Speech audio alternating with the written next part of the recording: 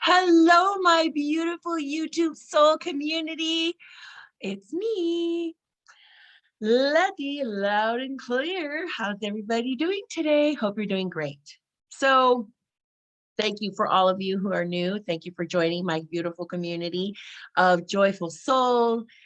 We are here to share energy, share love, share light, and just some basic life stuff, right? So my goal is to try to help each and every one of us reach a deeper understanding of who we are, how we can live our best life, how we can help others live their best life, but also just be more mindful of the power that we have, of who we truly are, our authentic self, where we're headed in this experience, and all that beautiful stuff. So today's topic is going to be on the power of the mind, on thoughts, and how our thoughts create our reality. So not everybody understands this concept. I think it's kind of a broad concept. I do know that Rhonda Byrne, when she came out with The Secret several years ago, that was based on manifestation, right? About, manifesting material things, money, wealth, health, the love of your life, that kind of stuff.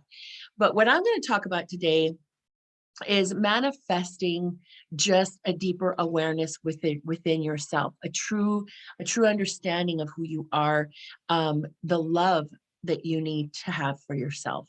I think we're in this beautiful ascension process, which is can be challenging, but we're going into a realm, guys. We're going from 3D to 5D. And if you don't know what I'm talking about, look it up on the internet. Just do some research for yourself. We are going through this ascension process, which means that we are leaving a 3D world of competition and materialism and, vanity and just very ego into the 5D, which is really where love is. And that's coming from a huge space in your heart. That's your heart space. That's where you are being led to live an authentic life, to be your true authentic self, to walk in your purpose, to do things that bring you joy, that bring you happiness, that raise your vibration and your frequency so that you can, affect the greater collective. So how do thoughts really, what's the big deal about thoughts? We all have thoughts every day. I'm a Course in Miracles student, and one of the things that I have learned the hard way through life experience is I was creating my experience with the thoughts that I was holding, and I mistakenly created good things, and I mistakenly created bad things. I created things that were challenges, things that were very difficult for me, and I didn't even know. I had absolutely no idea that my thoughts played into it. They played a huge part, guys, humongous. So I'm here to say, pay attention to your thoughts. What I love about the Course in Miracles is that it does help you to clarify your mind. It helps for you to look at the world completely differently, to work on not having attachments on certain outcomes. I'll be happy when, I'll be joyful if, or, once this happens, then everything's going to be okay. We choose each and every moment of every day what that experience is going to be based on what we're thinking. So how has this affected my life? Well, like I said, I've had great and I've had not so great. I've had ups and I've had extreme downs. It has been a colorful experience, and I learned a lot through everything. So I'm just here to share with you some of my, um, joyful rides on this planet and through this experience. One thing that I will say is we always get a nudge. Okay, we get a nudge, we get a little tap on the shoulder of things that we should do or that we're meant to do. And whether you pay attention to that or not, that's beside the point. But when you do have an inkling or a desire to do something, oftentimes we have this little thought, this voice in our head that says, why are you going to do that? Don't do that. That's not going to work. Who do you think you are? What's going to happen? Or we have a thought that says, oh my gosh, okay, even though I'm a little scared, I'm going to go ahead and do it because I think I can get this. This could be great. It's going to be great. So our thoughts create a belief. That belief becomes our reality. Okay. So if you think that you're going to have an amazing, successful day with your job or in your business or whatever, everything about that thought is going to create and open a pathway for that to happen. You're going to manifest a very successful day. But if you wake up and you say, oh, God, another day, it's just going to be the worst. I know it is. Somebody's going to call in sick. I'm going to have to be there all by myself.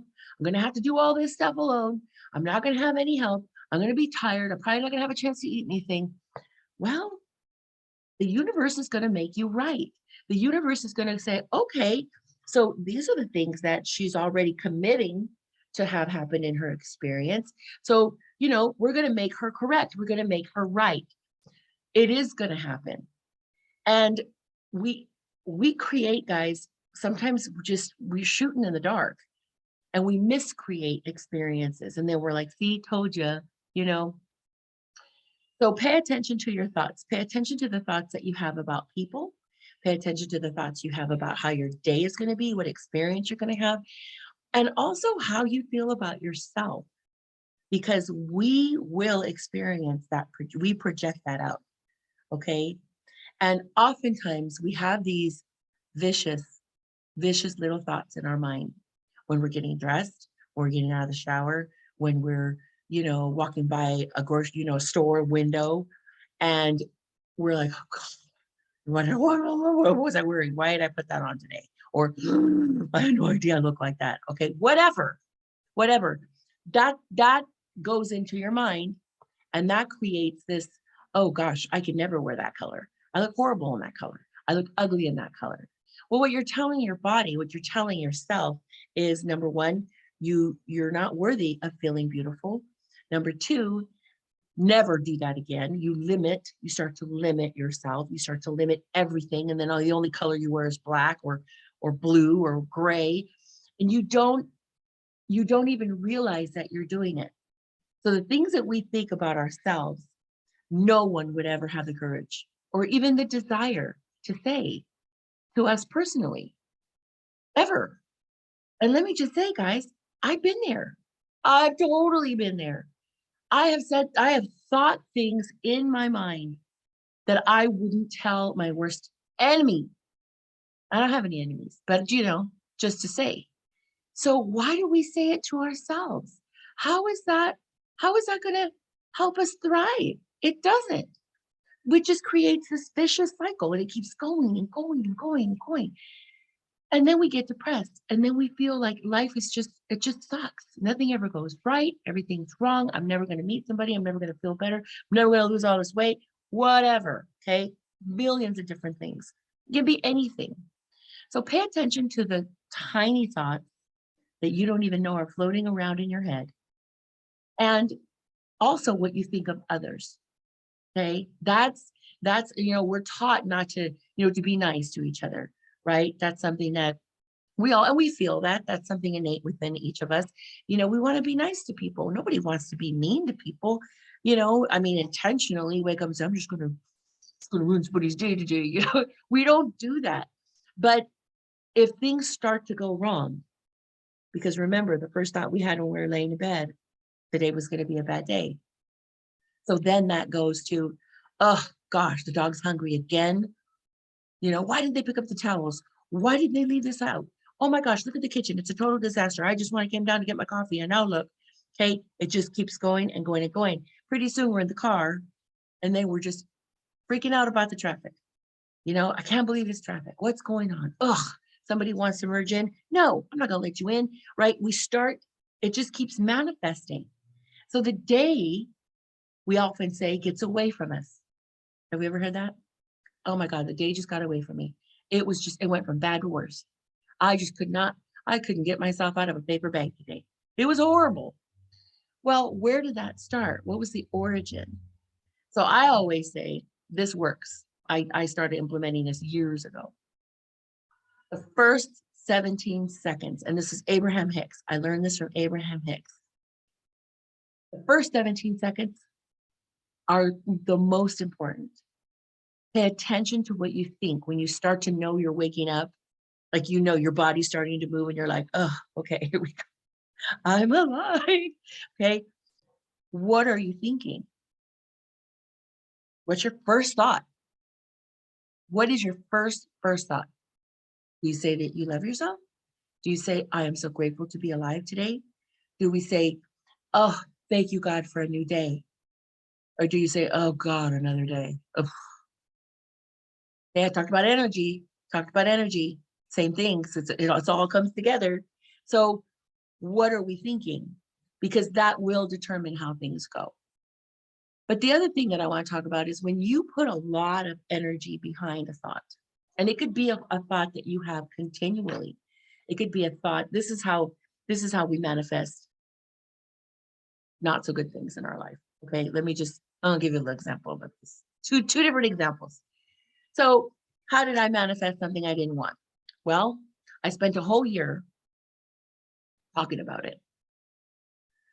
On the way to work in the morning with one friend, on the way home at night with another friend. I know, something's going to happen today. I know it. I know this is going to happen.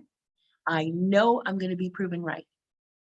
I can feel it. I can sense it. I can this, I can that. And I said it over and over and over again. Guys, I was literally painting by numbers because what I didn't want to have happen totally presented itself, like on a golden platter. Like, oh, okay. It was right there to the detail, to the T. I couldn't have painted this thing. I couldn't have written this story. It was just everything down to the most minute, excruciating detail. And I'm not going to go into details about what it was, but it was not good. It was pretty shitty. Sorry. It was pretty bad. So no, I'm not going to apologize for that. It was pretty shitty. So I didn't realize until a year later, or even 2 years later. And I was talking to somebody about it and I said, God, I just can't believe that happened. And it was one of my friends. And she said, well, I'm not surprised. What? And she said, well, no, you talked about it. I mean, that's exactly what you said was going to happen. And she was very innocent. She was just, confirming, validating, I guess, yeah, you were right. You were totally right. You said everything exactly how you said it, Letty. And I went, oh my God. Dun, dun, dun. She was right. And she didn't even know that was probably the biggest lesson I've ever had in my life. She had no idea. She was just a messenger, right? It was exactly that way. I did do it. So I had to accept that I participated in that experience because I thought with a lot of energy. And then I verbalized what I was thinking with a lot of passion. I mean, lots of energy behind that one. And total knowingness. No one was going to take me off that. No one was going to change my mind. It was a done deal. So why was I surprised? Okay. How many times has that happened to you? How many times has that happened to somebody that you know? And what can we do? How can we not have those experiences ever again? How can we change it? Well, the first thing you have to do to change something is to look at it. I mean, really, we got to be honest, guys. It's time to grow up. We got to take responsibility for what we do. And that means holding yourself accountable for your participation by thinking, talking, complaining and do forever and ever and a day and putting all kinds of energy behind it, right? Tears, anger, right? It doesn't matter. Energy's energy. Okay. Paddle wave. So when I realized that, I thought, okay, note taken. Got it. Not gonna do that again. But then I realized, okay, so how can I apply this to something that I do want? Even if I'm not, I mean, I don't know what the outcome's going to be, right? I don't know. So we take chances. Sometimes we just, we take a leap of faith. I got this hair in my face. That's spirit. I know I got to go there. So we take this leap of faith. Now here's a good story. We have to have balance. I believe in balance. So we have the good, the bad, and the ugly. So here's the opposite of that one. So I told you guys in the other video that I lived in Mexico, right? I lived there for 3 years and I taught English and loved it. Oh my God, it was the best thing ever. Well, I'm Latina, okay? I'm Mexican. I have, a big Mexican family, and I have a Mexican mom. So I think we could end the video with that, right? So for all of you Latinos out there, you know what I'm talking about. She's 5 feet tall. She's little, but she is a giant. She is like, oh, she's the mom. And when I said I was leaving to Mexico and I was going to go, conquer the English grammatic, the language, and teach grammar and do whatever in Mexico, my family was pretty cool about it, actually. It was on the heels of what I had already manifested. That wasn't such a great idea. And they were very supportive. Thank God. Love them forever for that. So I go to Mexico. My mom God bless her, she gave me every blessing under the sun. I had the holy water, I had the sage, I had the Virgen, I had Jesus, I had everybody. Everybody was at my going away. And at the airport, San Francisco airport, I'll never forget, it was hilarious. And so she said, are you going to be okay, Mijita? Are you going to be all right? I don't know. I'm just a little nervous. I said, Mom, and I looked right at her, guys. I had this feeling, and I knew what I created before. Okay, that was forever etched in my brain. So I knew I had to have a different perspective moving forward. So I said, Mom, I'm not afraid. I'm not afraid. My acronym for fear is feeling excited and ready. Write that down. Feeling excited and ready. There's no fear. Okay, only love is real. Thank you, Jesus. Only love is real. So I was at the airport, and I'm taller than my mom, right? So I'm looking down at my mom, and I was like, Mom. It was pretty funny. I said, everything's going to be just great. Don't worry. I'm going to be just fine. Because I had already decided that I was going to be okay. I'd already decided that nothing was going to happen. I was going to meet beautiful people. I was going to make money. I was going to live in a great house. I was going to enjoy the hot weather. I was going to feel healthy. I was going to walk a lot. I was going to do all these great things. And I was just going to be me. I was just going to be me. So and there wasn't really a part of me that didn't believe that. 99.9% of my body and my brain believed it. There was a little tiny bit part that was like, I know, okay. Right? So I get to Mexico and everything just completely, it was like, oh, like there were birds tying ribbons in my hair. The angels were all over. It was just perfect. It was, I couldn't have written it. It was just perfect. When I got to the airport, I had 5 huge boxes, all wrapped in plastic.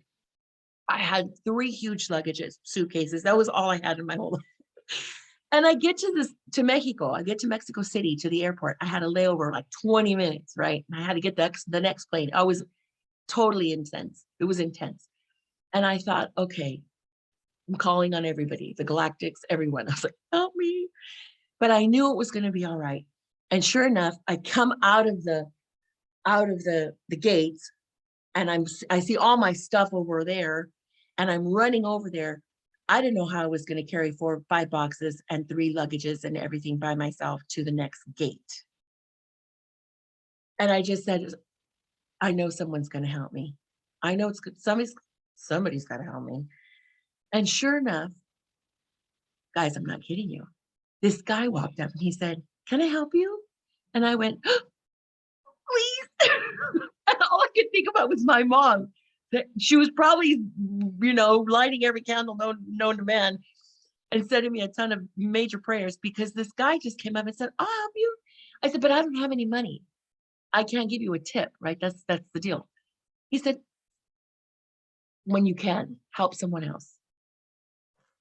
Oh. So he got this little dolly, literally jogged and helped me all the way to the other side. Got there just in time. I was so excited. I'm a hugger. So I was so excited. I said, "Can I just give you a hug? I am so, thank you. God bless you. Oh my gosh, this was so great. What is your name?" And he said, "Angel." Are you guys crying? She needs the Kleenex. It was amazing, guys. Totally amazing. But that didn't end there. It just kept continuing. I met people that perfect strangers, just wanting to help me out. And don't think they didn't know I was an American. Okay, totally. How could you not, right? My Spanish isn't that great. Of course, it did get better. But what I'm trying to say is I believed that it was going to be better. My thoughts created my reality. They absolutely did. There was never any trouble. I never had any situation. Did I get lost? Yeah. Did I go down one-way streets? Sure. Quite a bit, actually. And the funniest thing is, I was so convinced that everybody wanted to be my friend that in my mind, everyone was my friend. And I remember telling my mom, she called me, she's like, "Mija, how are you? Are you okay? Everything okay? Are you eating? You all right?" I was like, yeah, that's not an issue.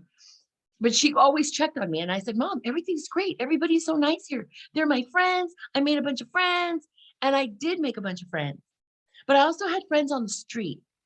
And this is what I was so convinced that I was just surrounded by nothing but friendly people. And I was going to have the best experience ever. That every time I went down a one-way street and somebody was coming the other direction, they were like, and I was like, "Hi, hey, how's it going? Oh, hi, God bless you." Right. So one day I'm in this little taqueria and the guy says, "Okay, I know you're not from here. Why are you here?" I said, "Well, I teach English." And he said, "Maestra, teacher, but why, if you're from California, if you're from the US, why are you here? I mean, you really like it here?" I said, "I love it here. Oh my gosh, it's so great. Everybody's so nice." He goes, "Really?" And I said, "Yeah." It doesn't matter. Even if I make a mistake and I'm driving down the wrong side of the road, they all wave to me. He goes, "They wave to you?" I said, "They wave to me. They're so nice. Isn't that sweet? Oh, that's so great." He goes, "How did they wave to you?" And I just like this. They were like, "Hey." And he goes, and he started laughing. And him and his wife were just chuckling. And they were just like, you know. And I said, I mean, they're not nice to you. Like maybe they're not nice to you. Like I'm thinking, poor guy, he doesn't have as many friends. Well, he had lots of friends. But he said, "Señora maestra," he said, "teacher." I just have to tell you, he goes, "I drove a bus for 20 years. I drove all throughout the city." He said, "And they weren't waving probably to you." And I said, "What do you mean they weren't waving? Of course they were waving to me because they're my friends." Okay, because that's all I had here are just friends. That was my mindset. And he said, "No, I don't know." And I said, "Why?" He goes, "How did they wave to you again?" I said, "They just were like this. They were just waving." He goes, "No." He goes, "Actually, they were probably sending you to telling you to go to woo-hoo." Because I was going the wrong way. But in my mind, my truth, okay, and I'm sticking to it no matter what, was that they were friendly souls and they were waving hi. and they would be my friends. So guys, thoughts create beliefs. Beliefs create your reality. What you believe about yourself, you are. What you believe about this world will be your experience. What you believe about your family, your friends, and how they are is what you will receive. So take a minute, think about what your thoughts are. How do you feel about yourself? Do you love your body? Do you bless your body? Do you thank your feet for walking around all day long? Do you thank all your organs for working so great? You know, do you think that you're, even though you're 50, you feel 30? Right? What are you thinking? Do you think that you live in a world that's falling apart and everything's just miserable and it's horrible, it's the end of the world, oh my gosh? How's it going for you? How's that working out? Because if your thoughts are not centered on love and joy and something that makes you happy, even if it's your dog, your pet, your cat, your bird, your fish, doesn't matter, something that brings you joy. If your thoughts are not centered on something that brings you joy, then it's going to be hard. It's going to be a hard experience for you. And so I invite you to just give yourself a break. Pay attention to what you're thinking. Pay attention to what you're thinking about the girl walking across the street. Pay attention to what you're thinking about, anything, anybody. And if it's not loving, then change it. And here's the thing on weight loss. I'm going to share this. Lots of people are always talking about, they want to lose weight, they want to do this, they want to do that. Well, this is something that someone told me, and I'm going to share it with you years ago. And I'm sure there's a lot of us out there that this has happened to. So let's imagine you're sitting at a stoplight and this beautiful girl walks by. She's got, this beautiful, she's toned, she looks really cute, she's got great hair, she's just perfect. And she's running, she's exercising, she's doing something for her health. Okay. Do you or did you bless her and say, wow, look at her, good for her, she's really doing something for herself, that's awesome, she's an inspiration to me, she looks great, look at her, it's 5 o'clock, it's 10 o'clock, it's 7 o'clock, it's 10 o'clock, she's doing something for herself, I really admire that? Or do we think, oh God, whatever, yeah, it must be great to be skinny, I wish I had that body, yeah, but she doesn't have my life, What are we thinking? Because what you're telling your brain when you get, and how do you feel when you see somebody like that? Not just what you think, but how do you feel? Do you feel weird? Do you get joyful? Do you feel proud? Do you feel happy about it? Or do you feel salty? A little jealous, maybe a little green? Okay. Do you feel weird? Do you get mad? Do you feel sad? Does it make you feel depressed if you see somebody, if you see a woman or see a man who's very physically fit and gorgeous, and in your mind, somebody that you would consider beautiful? Because if it makes you feel bad, or it makes you feel any kind of way other than positive, your brain says, ooh, whoa. Okay, note. Hey, everybody. Okay, all cylinders. Letty doesn't like anybody that's physically fit. It makes her feel sad, makes her feel pissed off, makes her feel really mad. It lowers her confidence. It messes with her self-esteem. Okay, so we cannot let that happen. We can't.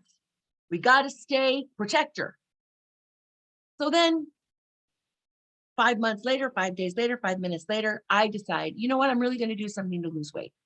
I really want to get physically fit. I want to do this for myself. I got this. And we start to lose 5 pounds, 10 pounds. And then we start to see ourselves in the mirror, and it's weird, getting smaller and smaller and smaller. All of a sudden, something clicks. We don't even know this is happening, guys. And says, whoa, small body, hold on, physically fit. Oh, no. We got to protect Letty from this. She doesn't like thin. She doesn't like physically fit. She gets weirded out. It makes you sad. It makes you depressed. It makes you mad. So let's lower all the stuff. Let's stop it. And then we wonder why we can't get past a certain point. Same thing with money. Same thing with where somebody lives. Okay, pay attention. Pay attention. These are just real life stories, guys. I'm not a doctor. I'm not a psychologist, but I am a human being having this experience down here, right? I'm with you. I've had lots of them and I've learned a lot. And I think that if there's something that I can leave you with today, just know that your thoughts about your world, your life, your family, your friends, and most of all yourself create a belief. And that belief creates your reality. So if you want to change your reality, change your thoughts. Because the things you look at will change when you change the things you look at. Okay? Stop looking at fault. Look at the beauty of yourself, of your from your toes to the top of your head. And I'm with you on that one, guys. It's a hard thing. We're conditioned through TV and radio and magazines that beautiful is a certain way, or success looks a certain way, or healthy looks a certain way. And that's not necessarily the case. Are your thoughts healthy? Are they thriving? Are they leading you into the experience that you want to have on this planet? Something to think about. That said, guys, I'm sending you lots of love again, lots of positive energy. My thoughts about you, if you're here watching this video, then you want to have a better experience. And you're enjoying the energy that I'm sending with all these stories and every smile. And for that, I am grateful. And I believe that you can have the life that you want. And I am sending you all my love and all my energy and lots of blessings.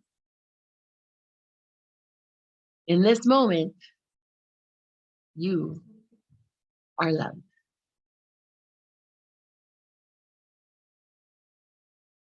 And so it is. Have a good day, everyone. God's blessings. Stay safe. Mwah. Bye.